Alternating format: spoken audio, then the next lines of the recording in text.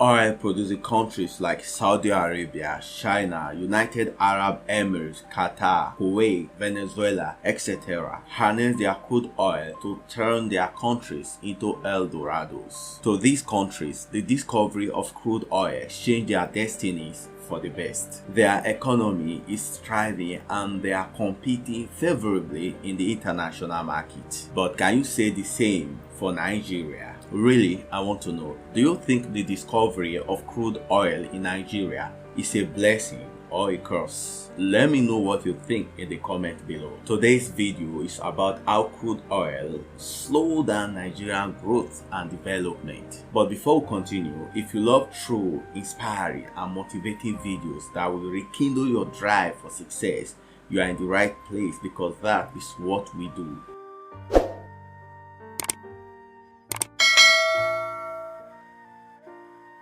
Nigeria has always been an agrarian economy. That is, agriculture was the major source of our foreign exchange earnings. The country exported cash crops like rubber from Delta State in South region, groundnut, hide and skin produced by the northern region, cocoa and coffee from the western region, and palm oil and kernels from the eastern region of the country. From 1960 to 1969, agriculture accounted for an average of 57% of our gross domestic product (GDP) and generated 64.5% of our export earnings. During this period, there was a reasonable balance of trade and balance of payments between Nigeria and other countries.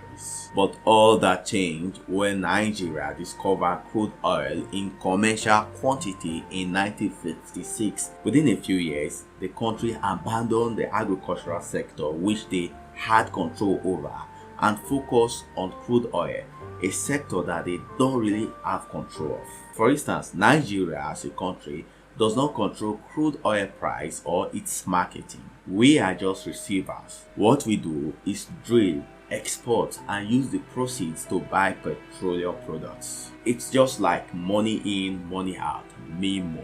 Unfortunately, the discovery of crude oil that ought to have been a blessing became a distraction from the real economic growth of the country. Some people may argue that crude oil came with economic and infrastructural development. They may be right, but Nigeria now pays less attention to the agricultural and manufacturing sectors. And crude oil came with destruction of the environment, embezzlement, and massive corruptions. For instance, immediately after the Nigerian Civil War, there was an oil boom. That is a period when the price of crude oil went over the roof and oil-producing countries were making millions in dollars. It was around this period that Nigeria got the title, the Giant of Africa. The Yakubu Gowon administration became the big brother to other African countries and donated huge sum of money to countries like Congo, Namibia, Gambia, etc. In as much as people think that the oil boom was a blessing,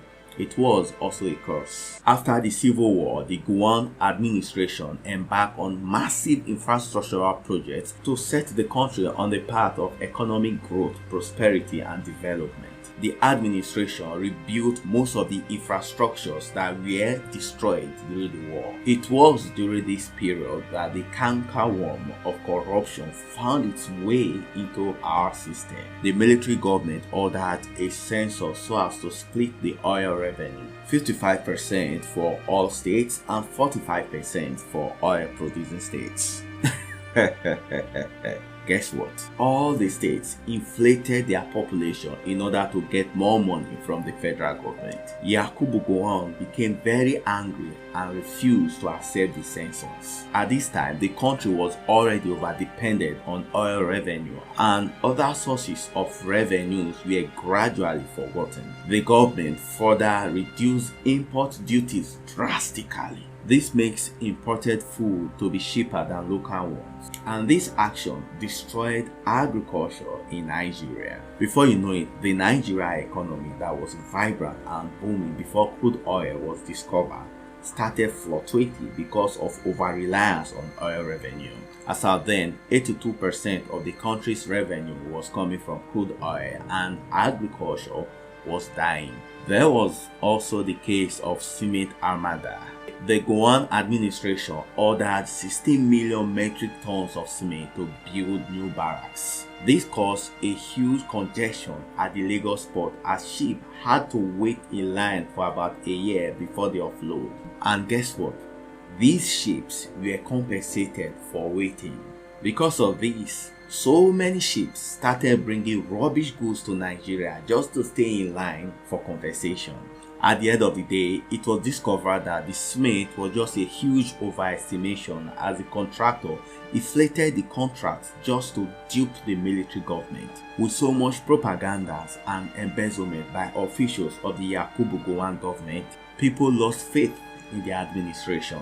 They believe that the administration has mismanaged the oil wealth that they ought to have used to better the lives of ordinary Nigerians.